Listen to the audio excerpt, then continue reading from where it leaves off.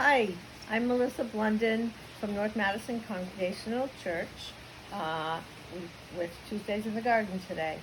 I just wanted to say, before we move into the next segment that I had actually videotaped back in late June, um, at that time, June was, we had a dry spell, and then we got a little rain, and then we got into July and mid-August here, and it got really painfully dry, scary dry. We had the Isai storm on top of the drought, which made it worse. And we had winds, no rain.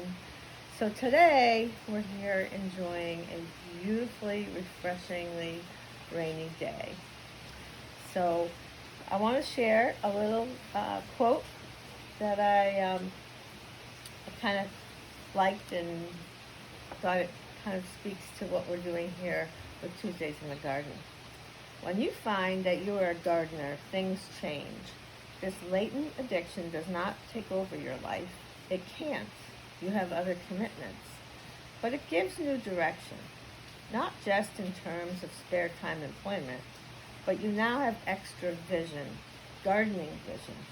All right, this may sound extravagant, but I think it is true. You see the world with gardening eyes. You see what is growing where. You appreciate, you assess, and you wonder. You wonder what that is if you're unfamiliar with it, and you investigate. And furthermore, your situation in time is subtly changed.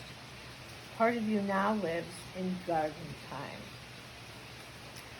So I thought that was kind of cool. And then one other quick quote this morning, we at our worship service, if you haven't been able to see us, you should look on Facebook, and we have really beautiful worship services.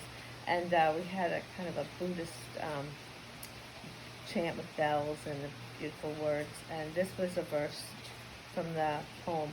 In the garden of my heart, the flowers of peace bloom beautifully. I thought that was pretty, and I wanted to share it with you. So before we move on to the next segment, I want to show you something quick in my garden. Come on, follow me. So out here, we have a rain barrel, and today's a perfect day to show you how it works. So you see how we capture that water coming up off the roof, and then it goes into the barrel. And there's a hose coming off that barrel, and it feeds into the little stream bed. So this is like a little self-contained water garden, and I really love it. It invites the frogs and the birds, and when my bedroom windows are open, I can hear the noise, the calming noise of the water. So that's cool. If you haven't thought about a rain garden, you should, because we can capture so much water off the roof. So this is kind of a gentle rain, but sometimes when it's raining really hard, an amazing amount of water just pours right into that barrel. So it's a good way to capture the water. Anyway, we'll move into the next segment now, and I just wanted to thank you for joining us, and have a great week. Bye. Hi, I'm Melissa Blundon. I'm a deacon at North Madison Congregational Church, and I'm here with Tuesdays in the Garden. And I'm actually at my house, my home, and it's actually not a Tuesday, it is a Saturday. And finally we're getting rain. Oh, it was so dry, and it may continue to be dry, but we are going to get some rain for now, so this is good. I'm so grateful for the rain. So I thought, as I'm sitting here on my porch and I'm looking at my really beautiful piece of property, and I think to myself, wow. So I just wanted to talk to you a little bit about how I feel about being a steward of this beautiful piece of land that has been put in my hands. So you can tell from my voice probably, it makes me even a little teary-eyed. But anyway, it's extra beautiful today, and I'm gonna walk around with you. This is the view from my front porch. How lucky, huh? How lucky am I? And look at, I like this row of rocking chairs. I don't know why. It struck me as a piece of art, like a photograph. I like that they're all in a straight line, and then there's that one that's looking out. That makes kind of like an artistic statement, I think. Anyway, let's go. Off the porch. Oh, as I'm looking off the porch, and I have been showing you down the hill quite a bit, but you can see our solar panel there. She has a name. Her name is Lucia, after a dear friend. A lot of you know, I'm sure. So I was telling you, my gardens are particularly beautiful today. It's June, the end of June. And with COVID and everything, and just the way life gets sometimes, I just had my spring cleanup done today. And it's just beautiful. I feel like a ad for Madison Earth Care because what is it about our yards and how after we spruce them up, or maybe we plant a little plant in a pot, or pull a few weeds, or I don't know, just getting out into our gardens makes us feel so good. It does something. It does something to our soul. And that says a lot to me about landscaping through this COVID thing was deemed essential. Why is that? Why is it that our gardens and that nature is so essential to us?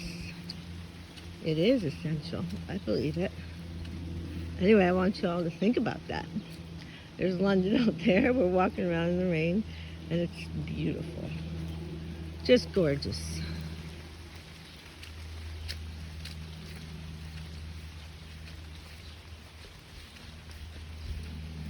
I'll stop talking now.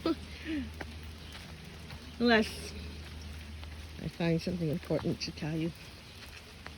We're walking through. Okay, here I go already. So this is, I just walked through, but now I'm going to walk up. This is my special little garden.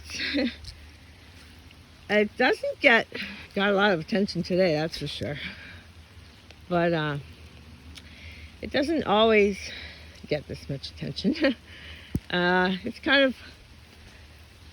It's a little haphazard, as actually most of my gardens are.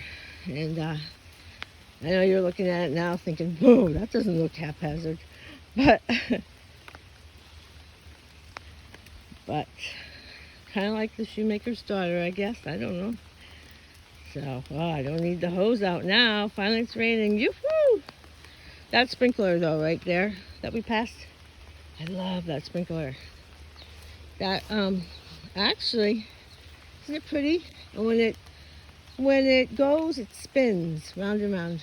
I got it at Van Wilgen's a few years back. Actually, I got it as a gift to my mother-in-law, Joyce, who has passed away now, but I loved her so much. She was such a lady. And I was glad to receive that gift back from her because it makes me think of her every time I use it. It's been a lot lately. So we just walked down the path. And this is called Polly's garden. Speaking of people I love, Polly was my grandmother. And I'm actually named after her. If you ever see a P in front of my name, P. Melissa. So the P is for Polly. Yeah, named after my grandmother. My horses are over there. They're having dinner.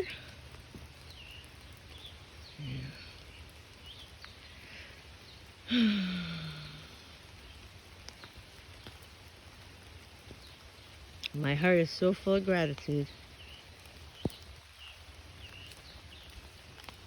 How could it be anything but, right? I'm a lucky girl. I know I've worked hard for it. I have. But that reminds me a little bit about white privilege. So here's an opportunity to talk about it. Anyway, I just want to say I never really understood what it was. And when someone brought to my attention that I was white privileged, there's Henry. I love Henry. He's my cat. I didn't understand it. And I really had to think about it, and I have a much different understanding now. When someone says that you have white privilege, it's not that you didn't work hard for what you have and what your generations before you, how hard they worked. It's not about that. It's not about not deserving what you have, not working for it. It's not about any of that. It's about just because we were born, especially here in the United States, with white skin. It wasn't our choice. But just that mere fact puts us in a different position. And if you don't believe it, just start looking around and you'll see it. And I'll tell you a quick story, something that happened to me. And that to me really says a lot about what white privilege really means, or what it is, how it looks. So I work with Latino women in the landscaping business. They work really hard, and I love them. And so recently we were in a store together. Actually, she was in the store with my manager, Gazella. But when we work, we have these holsters, that are really, it's like a tool belt for us. And we have pruners, and we have what we call a hori knife. And it looks a little bit like a knife, and it's just an all-purpose kind of tool. And we carry it on our belts. And so Gazella and Myra went in to use the ladies' room, and the store employee or whoever she was said to Gazella, "Is that woman with you?" And Gazella said, "Yeah." And she said, she should not be carrying a knife into the store. My customers might feel threatened. And so that was that. But my point here is that I have walked into many stores, probably the same store. I'm not sure what store it was. And hundreds of times, and so have my other white co-workers. And never once has anybody looked at me sideways or said anything to me. Why? I don't know. I have to ask myself. I think it's because, I'm white privileged. That's why. Anyway, I don't mean to rant and rave, but let's end this garden tour on a nice note. Yeah.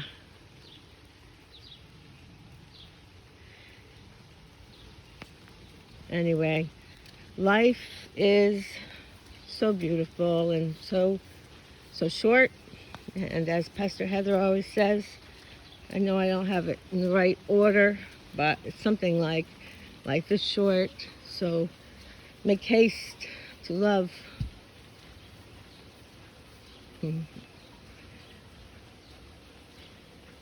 That's the compost area. I'm heading into the utility area and the grill. Anyway, I should take you to the pretty path. There we go. There we go. All right. So thank you for sharing Tuesdays in the garden with me. And thank you for listening to some of my thoughts. And I love you. Love you all. Thanks. Bye.